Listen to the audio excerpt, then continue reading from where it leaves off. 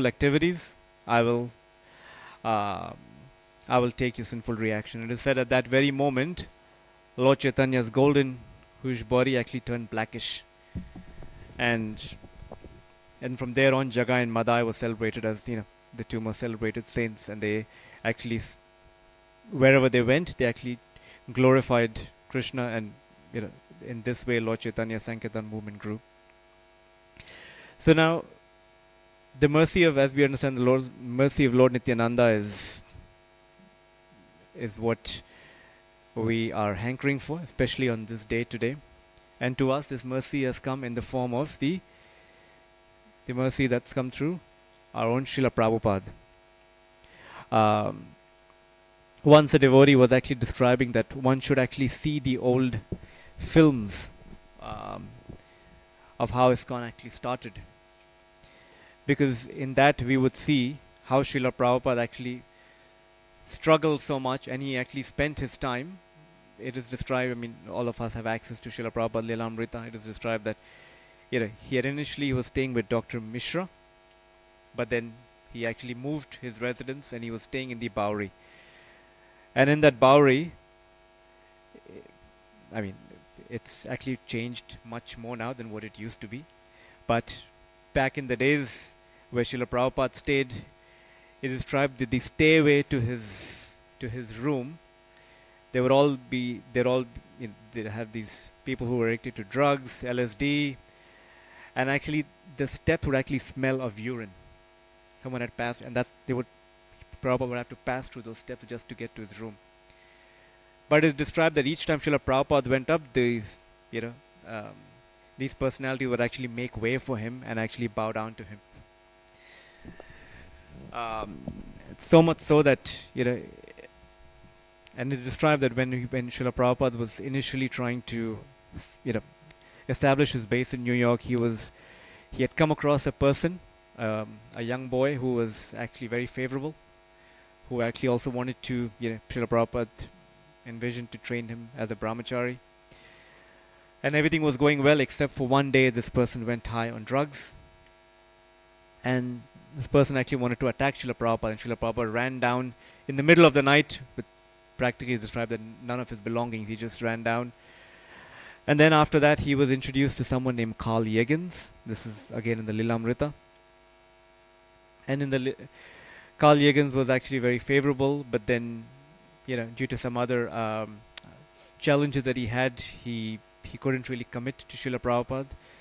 Then finally, he was introduced to what we know as Mukunda Maharaj. And Mukunda Maharaj then arranged for Srila Prabhupada to get the place at 22nd Avenue, and all the other devotees slowly started to trickle in.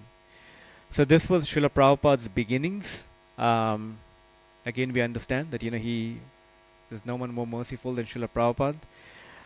In fact, I was reading this, and I would like to share this one passage that Allen Ginsberg actually had written.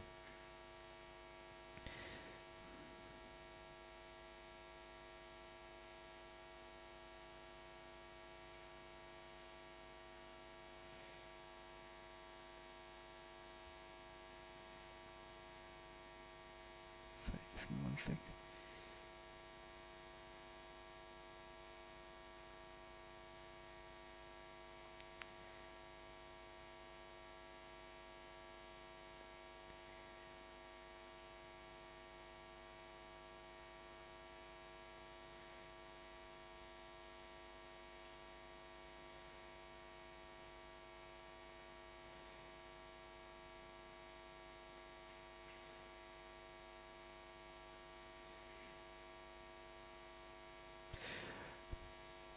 Later, the poet Allen Ginsberg wrote, Swami Bhaktivedanta came to USA and went swiftly to the archetype spiritual neighborhood, the New York Lower East Side, and installed intact an ancient perfectly preserved piece of street India. He adorned a storefront as his ashram and adored Krishna therein, and by patience and good humor, singing, chanting, and expounding Sanskrit terminology day by day, established Krishna consciousness in the psychedelic mind manifesting center of America East. To choose to attend to the Lower East Side, what kindness and humility and intelligence. I'll read that again. To choose to attend to the Lower East Side, what kindness and humility and intelligence.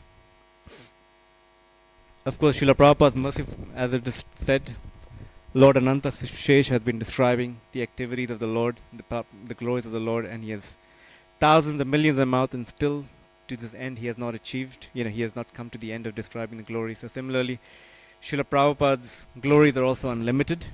We won't be able to describe it fully. It would take days and days to describe. But there's this beautiful analogy that I had once heard. I think I'd heard from His Holiness Indradumna Swami. Maybe he was repeating from someone. And he was saying, to get the mercy of Krishna, one needs to approach Srimati Radharani.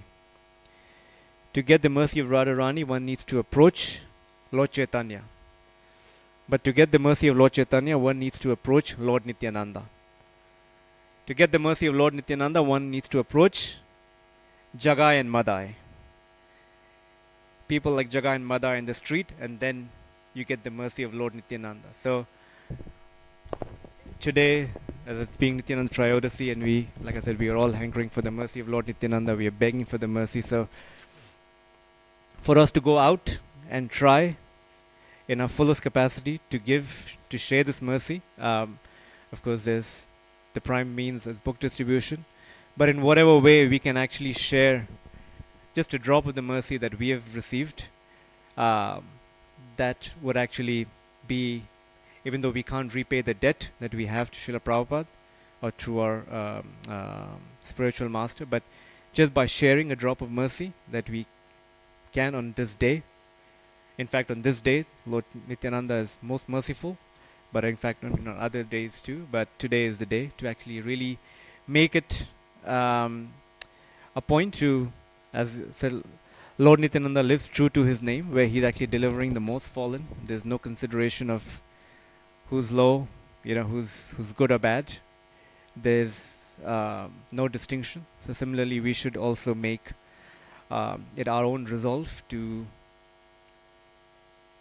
share what we have, share this good fortune with others, and in that way, we become recipients of Lord Nityananda's mercy. So I'll end here. I believe it's, what time is it? I have only 4 minutes left. I think it's altar open at 8:30, right? Shri Nityananda Ram Ki, Srila Prabhupada Ki. So if anyone has maybe a question or a comment, maybe one, we'll take that. If not,